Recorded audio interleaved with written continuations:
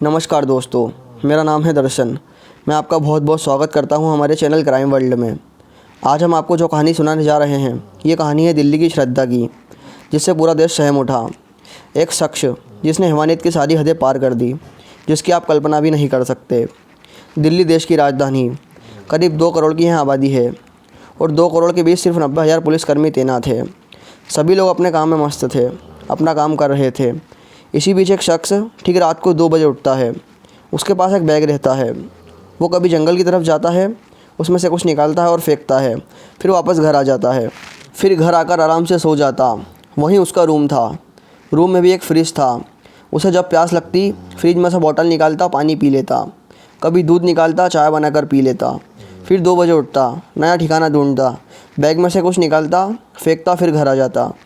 उसे भूख लगती तो ज़ोमैटो से ऑर्डर कर मंगवाता और बेखौफ खा लेता। ये कहानी शुरू होती है पालघर, महाराष्ट्र से, जहाँ एक परिवार रहता है जिसके मुखिया हैं एक पिता विकास वोलकर, इनकी पत्नी सुमन, एक बेटी जिसका नाम श्रद्धा है और एक बेटा जिसकी उम्र है 23 साल। 2018 में श्रद्धा नौकरी की तलाश में मुंबई पहुँचती है। नौकरी की तलाश में पालघर को छोड़कर वहीं मुंबई में दोस्तों के जरिए श्रद्धा की नौकरी की MNC मल्टीनेशनल कंपनी में लग जाती है। वही एक शख्स जो पहले से नौकरी कर रहा होता है, जिसका नाम है आफ्ताब। श्रद्धा की उससे मुलाकात होती है। करीब 8 से 9 महीने में दोस्ती बातचीत, फिर दोनों को प्यार हो जाता है। फिर दोनों वहीं मुंबई में एक ही रूम पर लिविंग पर रहने लगते हैं।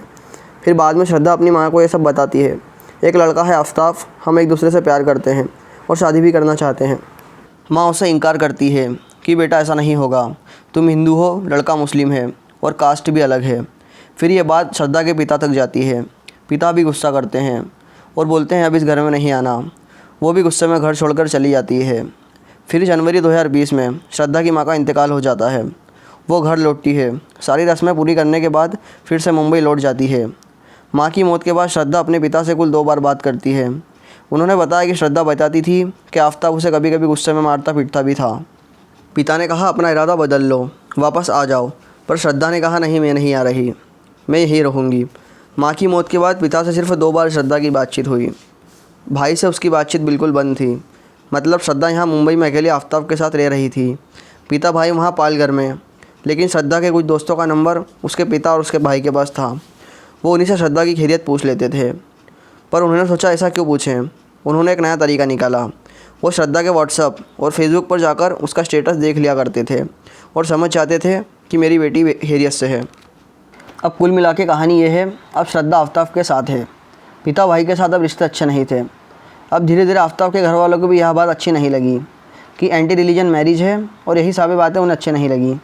अब किसी ने कहा कि यहाँ मुंबई में क्यों रह रहे हो, दिल्ली चले आओ, वहाँ नौकरी भी अच्छी मिल जाएगी।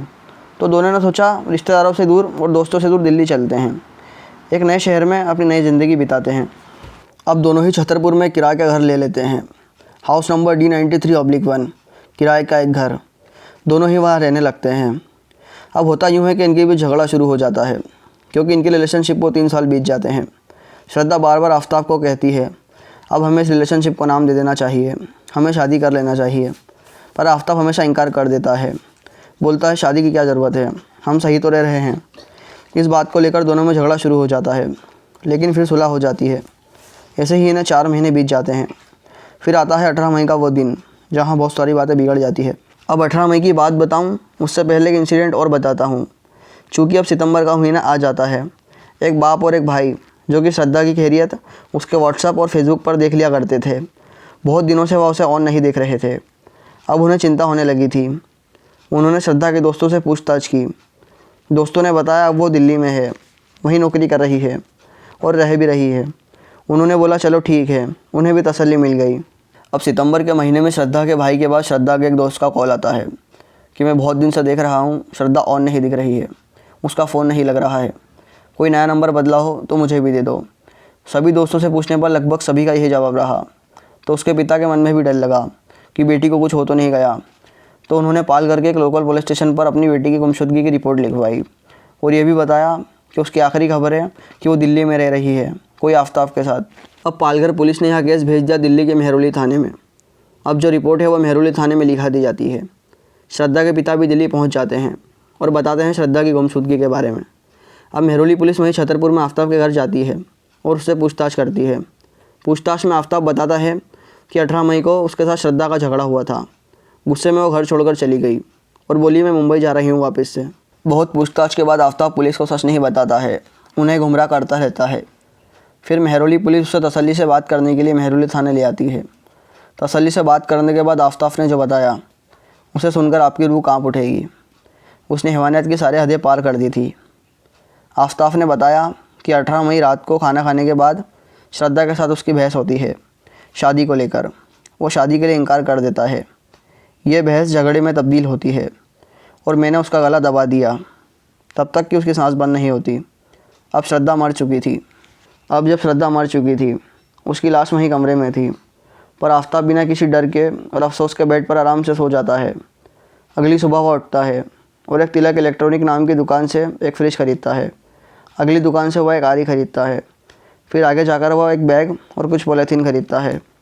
फिर वो घर जाता है। दोपहर के बाद श्रद्धा की लाश को बाथरूम में ले जाता है। फिर इत्मीनान से बैठकर श्रद्धा की लाश के टुकड़े टुकड़े करता है और लाश के टुकड़े पॉलीथीन में डालता है और एक तरफ कर देता है। फिर ज़ोमैटो को ऑर्डर करता है और आराम से खाना खाता है और फिर सो जाता है। अब रात को ठीक 2 बजे उठता है, बैग में पॉलीथीन डालता है और कहीं सुनसान जगहों पर श्रद्धा की लाश के टुकड़े फेंकता रहता है। अब एक बार में पूरी लाश के टुकड़े तो फेंक नहीं सकता, बची हुई लाश को टुकड़े को फ्रिज में डाल देता है। फिर उठता है, 2 बजे जाता है कहीं और सुनसान जगहों पर और लाश के टुकड़े फेंकता है और फिर घर आ जाता है। 18 मई से यह सिलसिला शुरू होता है और 5 जून तक यह सिलसिला चलता है। तो ये थी आज की कहानी जिसने पूरे देश को दहला कर रख दिया। अब आफ्ताब दिल्ली पुलिस की हिरासत में है। कोर्ट उसके खिलाफ़ जल्द से जल्द कोई कड़ी सज़ा सुनाए, ऐसी मैं आशा करता हूँ। दोस्तों, अगर आपको हमारी वीडियो अच्छी लगी तो इस वीडियो को लाइक ज़रूर करें और हमारे चैनल क्राइम वर्ल्ड को सब्सक्राइब ज़रूर कर लें। धन्यवाद।